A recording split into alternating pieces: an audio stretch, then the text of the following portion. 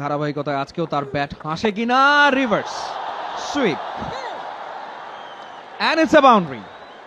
ইদানিং কালে এলকেডি কে আমরা দেখছি যে বেশ রিভার্স সুইপ খেলছেন। একেবারে দেখে শুনে শটটা খেলেছেন মনে হলো, যদিও যে সিঙ্গেল আদায় করলেই চলছে। এবারে বিগ শট খেলার চেষ্টা লিটনের, কানেকশন টাফ সুইট, দুই ফিল্ডারের ঠিক মাঝ দিয়ে বল চলে গেছে সীমানার বাইরে। Stump to stump ball, stump ছেড়ে রুম বানিয়ে down the wicket, perfectly placed. 4 run Liton দাসের উইলোতে। কিছুটা অ্যাডভান্টেজ নেবেন, ঝুলিয়ে দেয় ball. Liton Das on the line, down the ground, 1 bounce 4। আবারও কিন্তু চমৎকার প্লেসমেন্ট বলা যায়, ফ্লিক শটের মতো করে খেললেন, বল চলে গেল করে ডিপ ফাইন লেগ দিয়ে সীমানার মনে বাইরে। হচ্ছে যে 170 পার স্কোর ছিল। যাক, এবার একটা লফটেড কাভার ড্রাইভ আমরা লিটনের ব্যাট থেকে দেখলাম। একেবারে ট্রেডমার্ক শট এটা এলকেডি, ক্লাসি।